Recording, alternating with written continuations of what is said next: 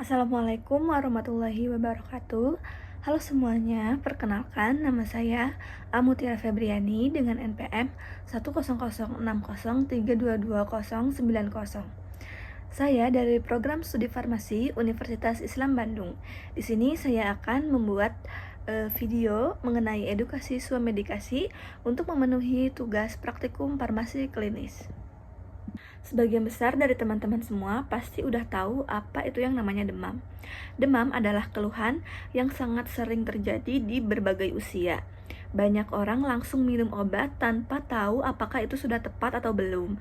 Di video ini, kita akan membahas mengenai swamedikasi tentang demam yang aman dan rasional, juga pengobatan demam yang sesuai dengan aturan. Demam itu merupakan kondisi meningkatnya suhu tubuh sehingga suhunya itu mencapai 30 derajat Celcius atau bisa juga lebih dari 38 derajat Celcius yang biasanya terjadi sebagai respon alami tubuh terhadap infeksi baik oleh virus maupun bakteri.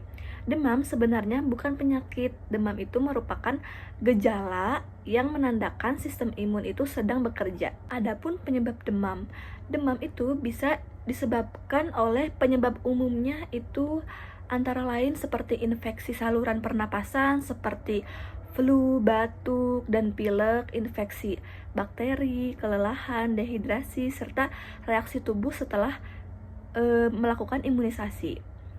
Demam juga dapat dibagi menjadi beberapa tingkatan.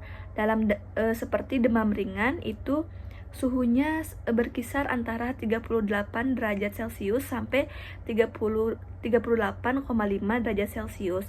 Demam sedang itu sekitar 38,6 derajat Celcius sampai 39 derajat. Dan demam tinggi itu suhunya bisa mencapai 39 derajat Celcius sampai 40 derajat Celcius. Klasifikasi ini sangat penting untuk menentukan apakah demam kita ini masih bisa ditangani secara swamedikasi atau harus mendapatkan pertolongan medis secara langsung. Disinggung mengenai swamedikasi itu adalah upaya pengobatan sendiri dengan obat bebas atau obat bebas terbatas yang dilakukan secara bertanggung jawab dan sesuai aturan. Swamedikasi hanya boleh dilakukan jika kondisi masih ringan dan tidak berbahaya. Syarat swamedikasi demam itu diantaranya demam boleh ditangani dengan swamedikasi apabila berlangsung kurang dari 3 hari, suhu tubuh tidak lebih dari 39 derajat Celcius, dan tidak disertai dengan gejala seperti kejang, sesak nafas, atau penurunan kesadaran. Obat-obatan yang dapat digunakan apabila kita melakukan swamedikasi pada demam itu, obat pilihan utama untuk menurunkan demam adalah paracetamol. Karena paracetamol ini efektif dan relatif aman untuk digunakan sesuai dengan dosis. Untuk orang dewasa, dosis paracetamolnya adalah 500 mg sampai 1000 mg. Diminum setiap 4-6 jam dengan dosis maksimal 4 gram per hari. Bisa juga menggunakan ibuprofen. Dapat menjadi alternatif, namun ibuprofen ini harus digunakan dengan hati-hati, terutama pada penderita MAH, gangguan ginjal, atau ibu hamil trimester akhir. Penting untuk tidak memberikan aspirin pada anak-anak karena beresiko menyebabkan sindrom Rey. Selain menggunakan terapi obat, demam juga harus dijalani dengan terapi non-farmakologi atau terapi tanpa obat, di mana selain obat, terapi non-obat juga sangat penting atau sangat dianjurkan, di mana pasien ini harus sangat dianjurkan untuk memperbanyak minum air putih, beristirahat dengan cukup, menggunakan pakaian yang nyaman, dan melakukan kompres hangat.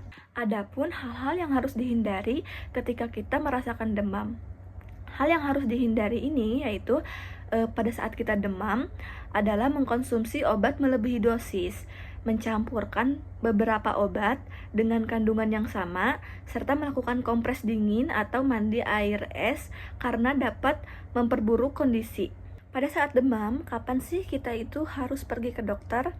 Segera pergi ke dokter jika demamnya itu berlangsung lebih dari 3 hari.